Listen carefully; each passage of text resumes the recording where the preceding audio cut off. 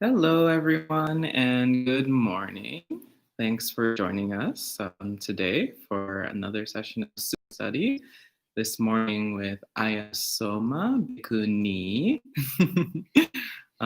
So over the weekend, as you've probably all heard, Ayya Soma was fully ordained on Saturday. So much anumodana and congratulations for her ordination. And this morning we'll be taking a look at the Patamakkasa Sutta, Sutta in the Samyutta Nikaya 36.12.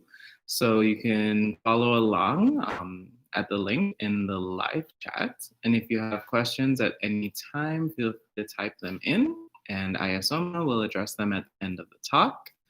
And yeah, I think that's it for now. So we'll pass things over to Ayya Soma. Thank you, Bhakti Sumano, and thank you all for joining us this morning so we can pay homage to Buddha, Dhamma, and Sangha, as we like to do before reading the words of the Buddha. Namo tassa bhagavato arahato samma sambuddhassa. Namo tassa bhagavato arahato samma sambuddhassa. Namo tassa bhagavato arahato samma sambuddhassa. Buddham dhammam sangham namasami.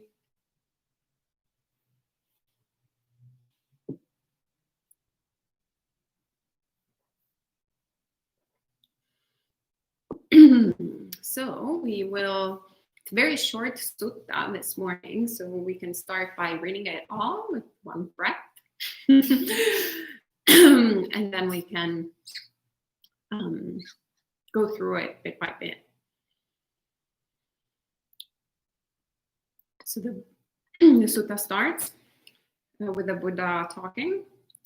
Bhikkhus, just as various winds blow in the sky, winds from the east, winds from the west, winds from the north, winds from the south, dusty winds and dustless winds, cold winds and hot winds, mild winds and strong winds. So too, various feelings arise in this body. Pleasant feeling arises, painful feeling arises, neither painful nor pleasant feeling arises. Just as many diverse winds blow back and forth across the sky, easterly winds and westerly winds, northerly winds and southerly winds, dusty winds and dustless winds, sometimes cold, sometimes hot, those that are strong and others mild, winds of many kinds that blow. So in this very body here, various kinds of feelings arise, pleasant ones and painful ones, and those neither painful nor pleasant. But when a bhikkhu who is ardent does not neglect clear comprehension, then that wise man fully understands feelings in their entirety. Having fully understood feelings, he is taintless in this very life. Standing in Dhamma with the body's breakup, the knowledge master cannot be reckoned. Sadhu, sadhu, sadhu. So we can spend a few moments contemplating the words of the Buddha.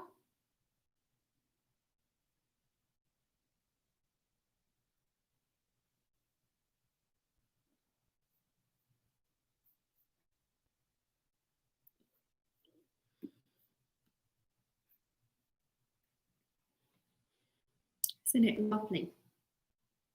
The first time I read it, I had a lot of Dhamma Sukha. The second time I read it, I had a lot of Dhamma Sukha. The third time I read it, I had a lot of Dhamma Sukha. Every time I read it, I have lots of Dhamma Sukha. So, as we see, the Buddha starts this sutta by introducing wind and the different breaking down sort of the experience of winds into a lot of different subtle manifestations of wind. And wouldn't is something that when it's explained like this, we can understand quite clearly. We're like, okay, well, winds from the east, from the west, north, south.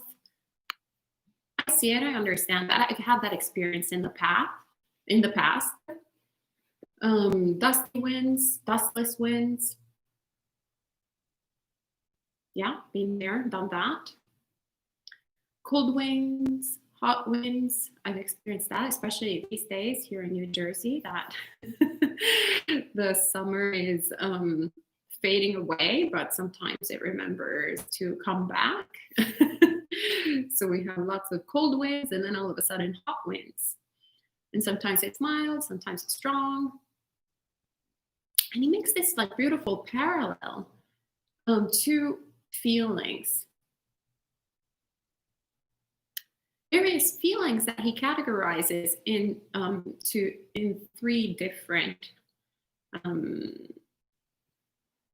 types. So pleasant feeling, painful feeling, and neither painful nor pleasant. So to describe more fully what exactly is pleasant feeling or a painful feeling or a neutral feeling, I will quote someone who is much wiser than I am, which is Bhikkhuni Dhammadimna from the suttas. So one of the first Bhikkhuni Arahants, disciple of the Buddha. And she describes in Majjhima Nikaya 44, actually, that's an incredible sutta. She describes it this way, in a very, very simple, direct way. Whatever is felt bodily or mentally as pleasant and soothing, that is pleasant feeling. Very straightforward.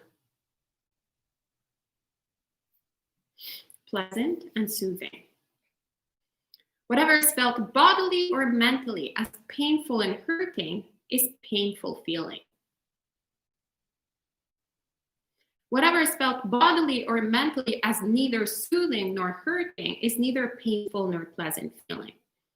So very important also this distinction with both bodily sensations, bodily feelings, and mental feelings. So we have three categories, but these three categories should be applied both for our experience of the body and both for our experience of the mind. And what exactly also is feeling? It's very important that we don't get stuck too much with the translation, the English translation of feeling, but understand what exactly feeling is, which is Vedana in Pali. And a lot of times in English, in the English language, we use feeling as with an emotional connotation. So I feel elated, I feel happy, I feel crazy, I feel depressed. And that is actually the realm of the mind, of the citta. But here what we're focusing is the sort of raw data sensation, pleasant, unpleasant, or neutral. So it's basically a qualitative experience, qualitative statement of the experience that we're having, whether it's emotional or whether it's physical. So if we're, for example, experiencing pain in the body, that would be a bodily unpleasant feeling. But there can be so many different emotions that can happen in the mind due to the bodily feeling that then can produce mental, pleasant or unpleasant feelings or neutral feelings as we may see it. So what we're focusing here, what the Buddha is talking about, is not the emotion, but rather the once again the pleasant, unpleasant, or neutral. And when we look at our experience, it's very difficult. It's very difficult to kind of unpack it and really just focus on the feeling because it's jumbled up. We'll see with our emotion. Can we really distinguish, for example, the, say, a happy mind from the pleasant mental feeling that we're having. Antoinette says yes, so she's very good, she's very wise, she's already ahead of the pack. She just started, but she's she's nodding. And yeah, you should actually congratulate yourself, Antoinette, if that is the case, because it's very difficult. Also, when we are experiencing pain in meditation, which is the most common sort of thing that appears very soon in the practice and stays for quite some time in the practice. Can we really, when we reflect on it, can we actually distinguish our body, just the sensation of the body, just having the experience of having the body, being mindful of the body, with the feeling, say, the unpleasant feeling of the pain,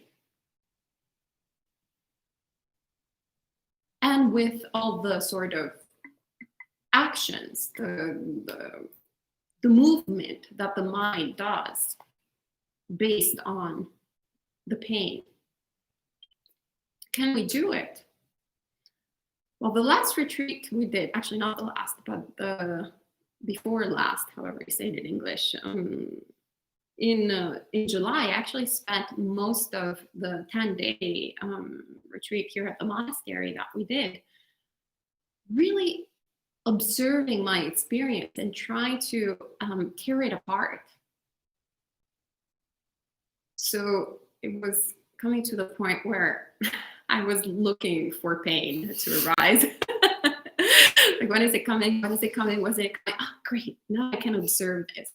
And it was really interesting because also my relationship with pain shifted during this retreat, because I was actually looking for it to arise. But also my understanding of my experience deepened. And mainly it deepened because I got to a point where I realized that it was so like jumbled up together that was the jumbled upness of it was the source of my suffering. And it was incredible. I mean, an incredible realization, an incredible insight to see that. And the more I was seeing it for what it was, all intricate, all like amatassa, as you were saying in Italian. I don't know how to, this morning I can speak English.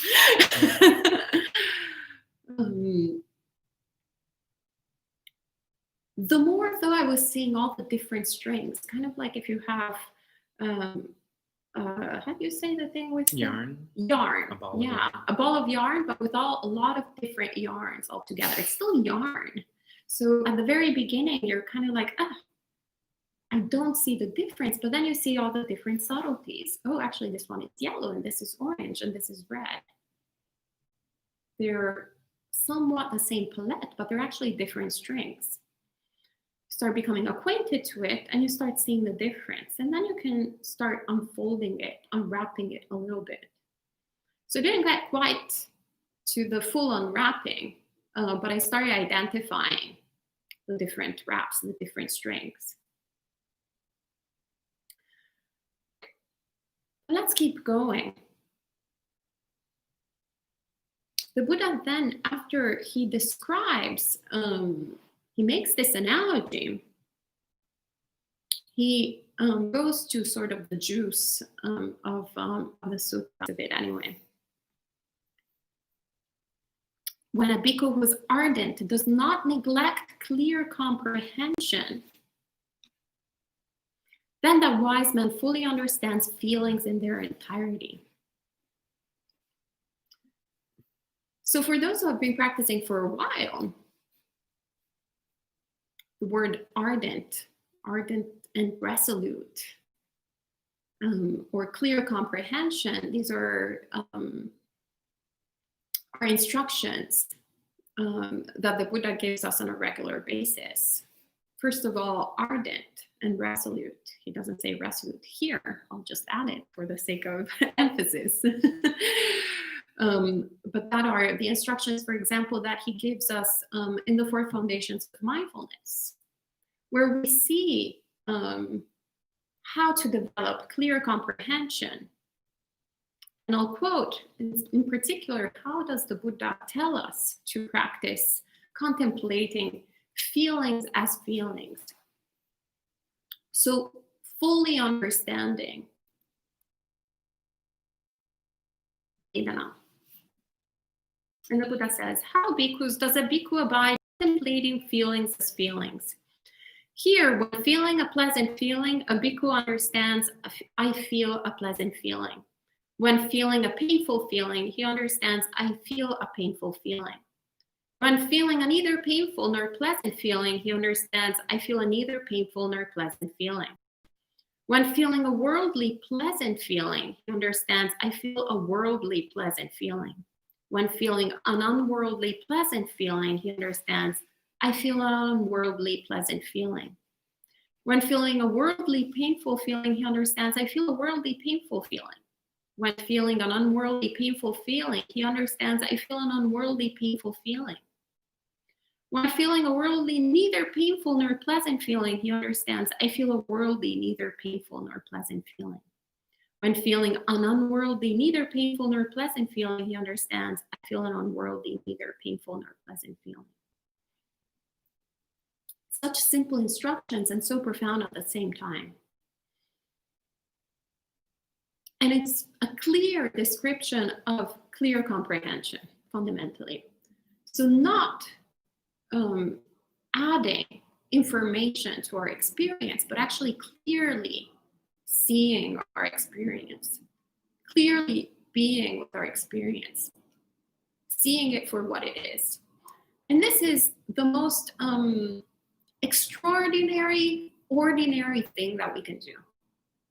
A lot of times we think about spiritual practice as being this crazy, trippy thing that we're going to start levitating. A lot of times when we're in Rockaway, our neighbors would stop us and go like, oh, hey, Buddha, like, you know how to levitate? Or lots of different, you know how to read minds? And can you like go through doors without opening them? Lots of trippy things, a lot of ideas that we have on spiritual practice. But that is not the purpose of Buddhist practice. Sometimes it can be a side effect, so to speak. But it's not the purpose, it's not the point.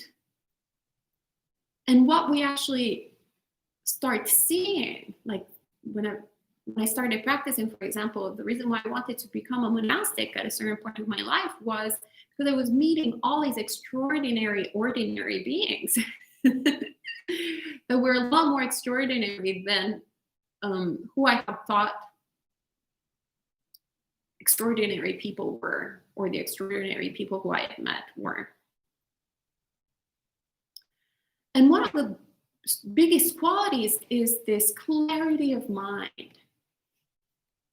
that is see-through, this awareness of every single bodily movement, every single word that they're speaking, that awareness and intentionality in every single thing that they're doing,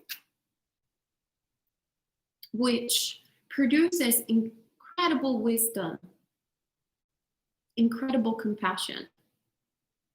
And the more I, running Buddhist insights, the more I've met monastics, senior monastics, the more I was like, some of that. I want some of that. So that's why I talk about it in terms of extraordinarily ordinary. And something like this description, these instructions of the Buddha are extraordinarily ordinary instructions, which require full awareness, full understanding of our experience, And when we look at our experience and when we start meditating with these simple instructions, we understand how profound they are and how distant they are from our actual experience. We see how much noise the mind makes, how much delusion there is in the mind. Perhaps we're not quite aware of what are the causes of our delusion, what are the causes of our restlessness, what are the causes of our suffering, but we understand that there's something really bizarre in not being able to pay attention, to follow such simple instructions. Yet, no excellence can be acquired without constant practice. So that's what we're left to do. Over and over, practicing in this way. So understanding whenever the body is experiencing a pleasant feeling, understanding whenever the body or the mind actually is experiencing a pleasant or an unpleasant or a neutral feeling. And in this passage, the Buddha also distinguishes between worldly and unworldly. And worldly is pretty much what we experience on a day-to-day basis, and an unworldly feeling is the product of higher states of meditation practice. We truly understand them when they appear in our experience. Then we don't get excited about it.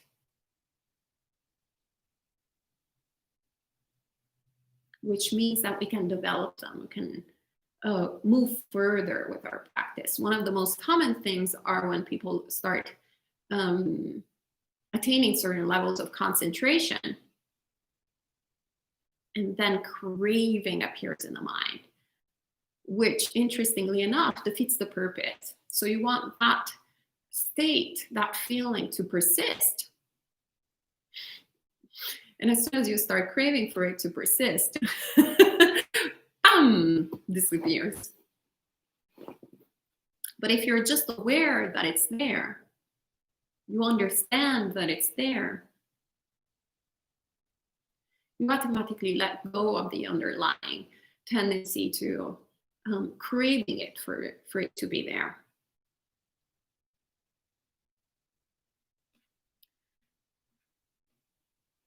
And that's, I think, what the Buddha means by then that wise man fully understands feelings in their entirety. Having fully understood feelings, he is taintless in this very life.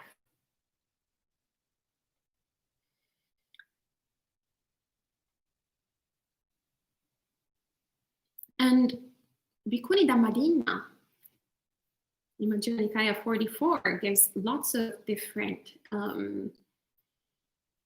shares lots of different insights on Vedana, on feeling I want to share with you. And first of all, it's when we're talking about understanding feelings in their entirety, it's very important to understand when is it pleasant, when is it unpleasant, and when is it neutral. And she describes it like this: pleasant feeling is pleasant when it persists, and painful when it changes. Painful feeling is painful when it persists, and pleasant when it changes.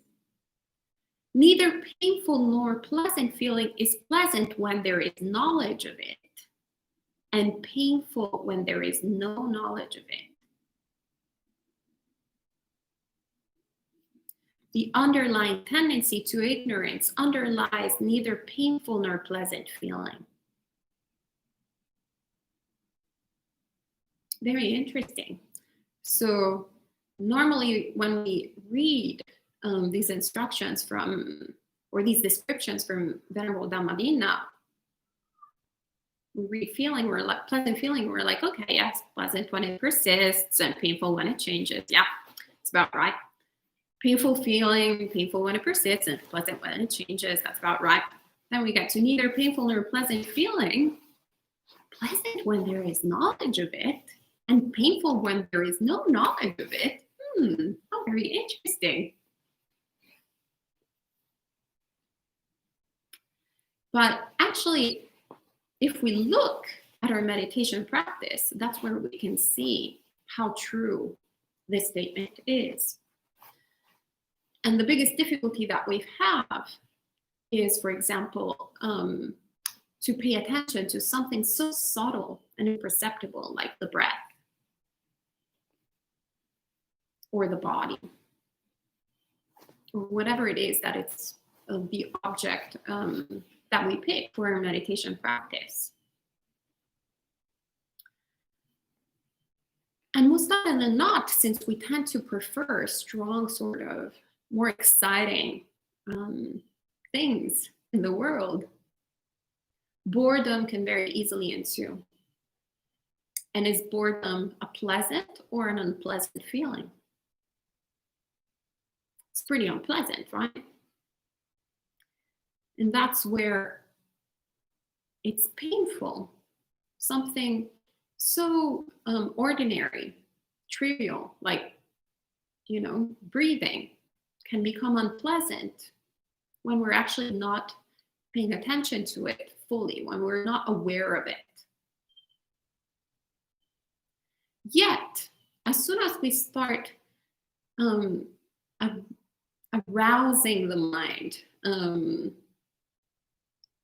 really applying right effort to cultivating interest in the breath, and we keep our mind towards it and we see it, then a pleasant feeling arises.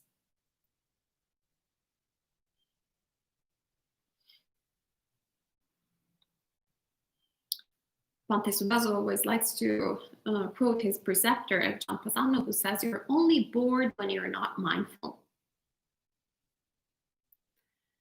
And the reason for that is that we need mindfulness in order to arouse interest in neutral feeling. Otherwise, craving just leads the way. We're bound to either craving for sort of food or experiences of some sort, or we start indulging in thinking. It's another form of craving that is readily accessible. Start planning for the entire 20, 30, 10 years from now. And that's the product of the deliciousness of sensual pleasure. That rather than being with our experience, we start wasting time in doing something else and indulging in thoughts and thinking.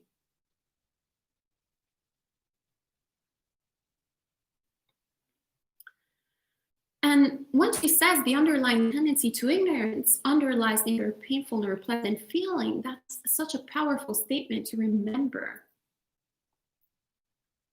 And also a key of understanding why we're so clueless about our experience. And that's because we are fundamentally, every moment, we're ignoring most of it. Because if we think about it, most of our experience is dominated by neutral, by neither pleasant nor painful feeling. And we're constantly in search for pleasant sensations. When people come at the monastery, the first thing they start experiencing is this kind of anxiety, restlessness, because there's not much to do. There's no TV, there's no forms of like entertainment. So actually, the neither pleasant nor painful is is sort of maximized, if that's English.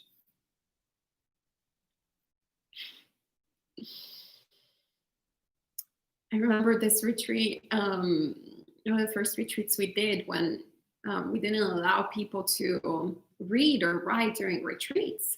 And up until then, we had allowed people to read during retreats. The retreat center was spotless. It was mind-blowing how people during their any kind of, if they had 5 minutes, they would start taking the broom and like clean up the monastery. And why was that? Because they couldn't bear just being like this.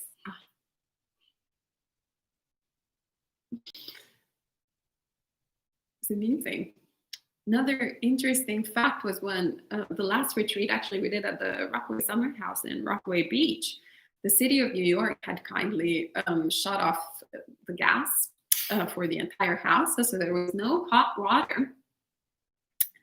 And there were always lots of people using the bathroom, and the shower was in the bathroom, so like there was no separate toilet from the bathroom. So there was always like lots of lines, people in line waiting for the bathroom, until the hot water wasn't available anymore. It was incredible how fast. There was never a line in the bathroom.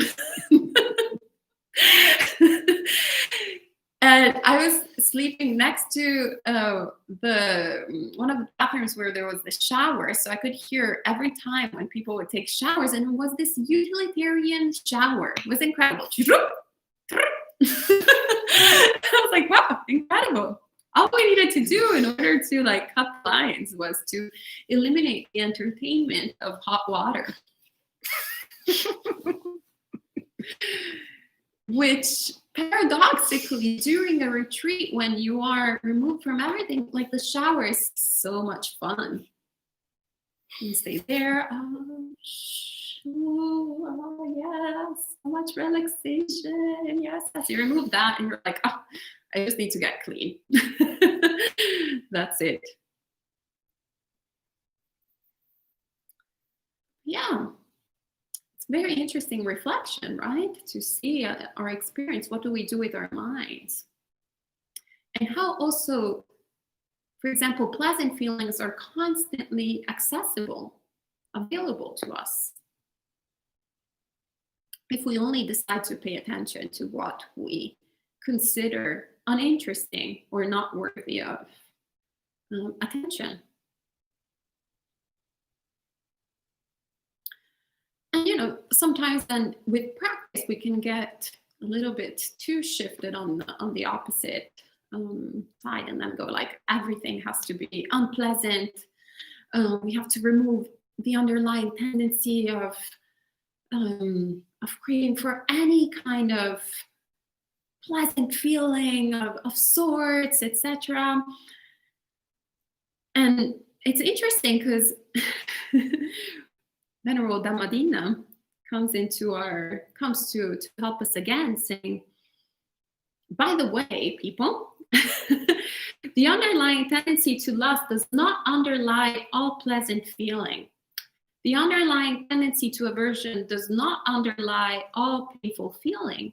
The underlying tendency to ignorance does not underlie all neither painful nor pleasant feeling. And the Buddha in another sutta says, bhikkhus, see pleasant feeling as painful, painful feeling as a dart, and neither painful nor pleasant feeling as impermanent. So what Dhammadina to me is pointing out is that a lot of time we tend to equate asceticism in Buddhism with asceticism in a lot of different traditions, like in the Catholic traditions, where pretty much there is the elimination of anything that produces a sort of pleasant sensation.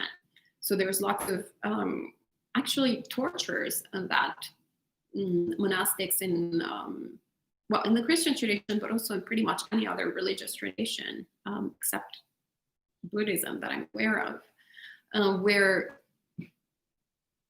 spiritual practitioners start indulging actually in creating as much unpleasant feelings as possible. So kneeling on chickpeas is one thing, starting to flog themselves is another.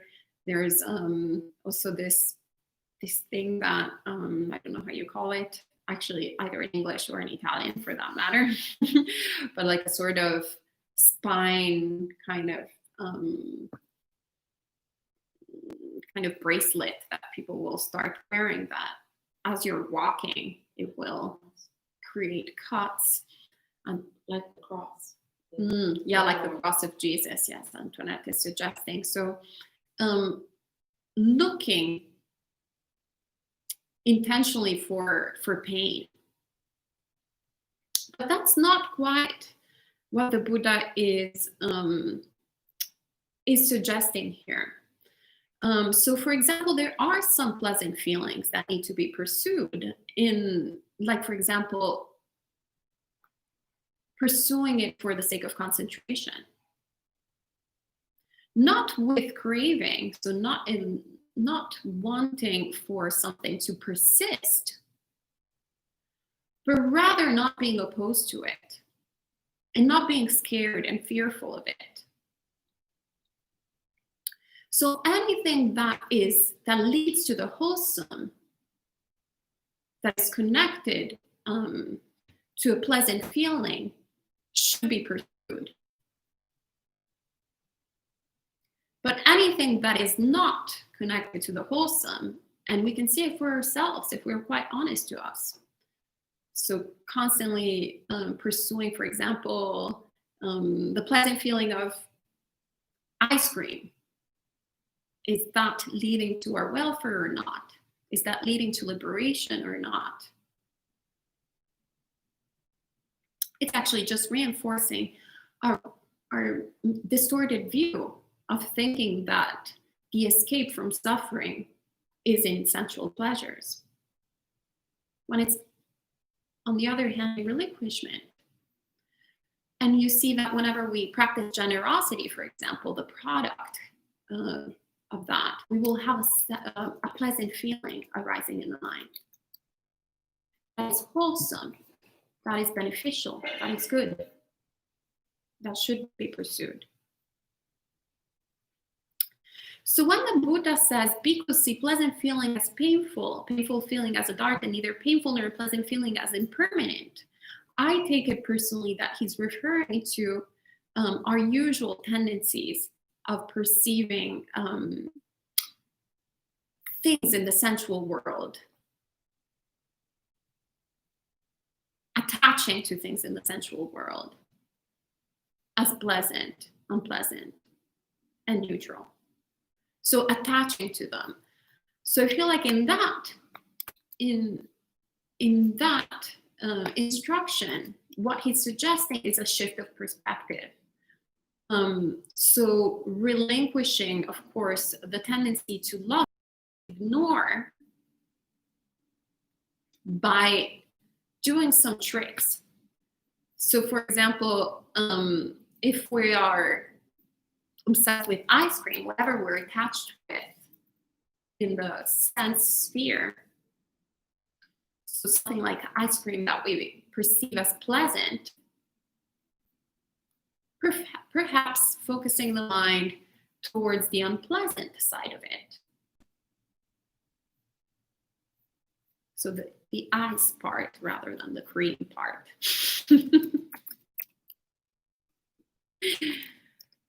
When we focus only on the cold part of the ice cream, it's actually really not that pleasant. I'm talking from experience. I've been doing this exercise with my mind. So the drawbacks of the experience. And conversely, focusing on painful feeling as a dart. So instead of going,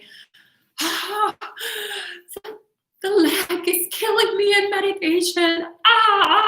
The only way out is if I actually move the leg in meditation, then I will have some relief, which, by the way, actually never works. It only makes it worse, because then you'll have to move every 2 seconds because the pain will be unbearable. Just rather looking at it and perceiving it as a little pinch, as a little dart. So not adding to the experience all our sort of emotional distress, and then cultivating once again our tendency towards hatred and towards aversion. And then contemplating neither painful nor pleasant feeling as impermanent. This one I think is actually applicable also to the beneficial states in the higher states in meditation. So having an awareness that anything, neither painful nor pleasant, arises and ceases. And by becoming more and more acquainted with this, and more seeing it in ourselves, then we're totally okay if it arises and ceases. Because we understand, we see it fully.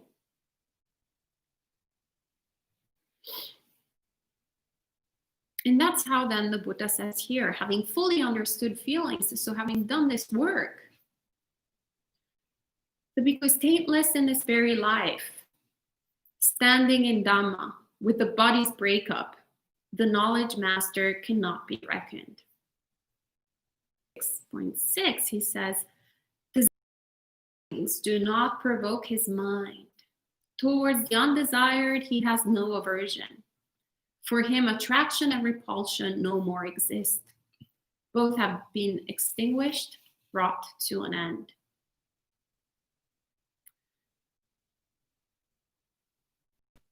So not being anymore the slave of our craving.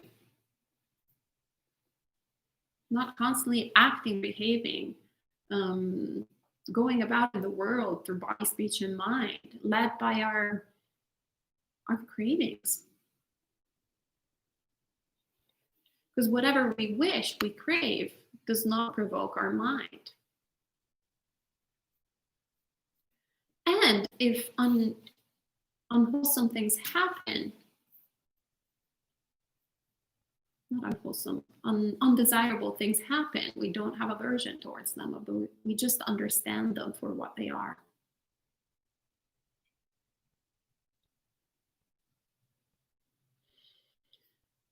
Because there's no, once again, attraction and repulsion. There's no constantly all this back and forth that we indulge in. That is so tiring. Constantly wanting that and hating that, wanting that, hating that, wanting that, hating that. I wish I were in a different monastery. I go to that monastery. I hate that monastery. I want another monastery. I hate that monastery. I want that monastery. I hate that monastery. I want that other room. I hate this room. so much dukkha. Both have been extinguished, brought to an end. So we've done the work. All right, so I think that's all I had to share for this morning. If there's any comments that people have made or thoughts and questions, feel free to ask them. This morning I had a few problems speaking English, so I hope that it was intelligible, the Italian-English. Right. Thanks, Ayya Soma. Sadhu, sadhu, sadhu. So welcome to Gita, Poonam, Jens, Edward, Elaine, Marielle, Sienna, Edward, Sarah as well. And Jens says, congratulations on your ordination. Thank you. Yeah, it was the third time that we tried to go forward this the past year. But finally happened. I'm actually quite skeptical up until Bante actually said the words. I was like, no, something is going to happen. Something is going to happen. Something is going to happen. The tree maybe it's going to like collapse and kill us all. But it didn't. And it's also Marielle's birthday. Oh, happy continuation, Marielle. 1 year closer to enlightenment. And no questions or comments so far. Great. So then maybe we can end here and all go and practice. All right. So if there's no further questions, or any questions actually, and feel free to join us tonight where Ayya Soma will also be giving a talk. So today is Ayya Soma Day at Empty Cloud.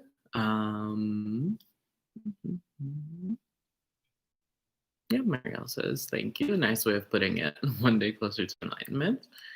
And then you can join us tomorrow for some more sutta study and talks through the rest of the week.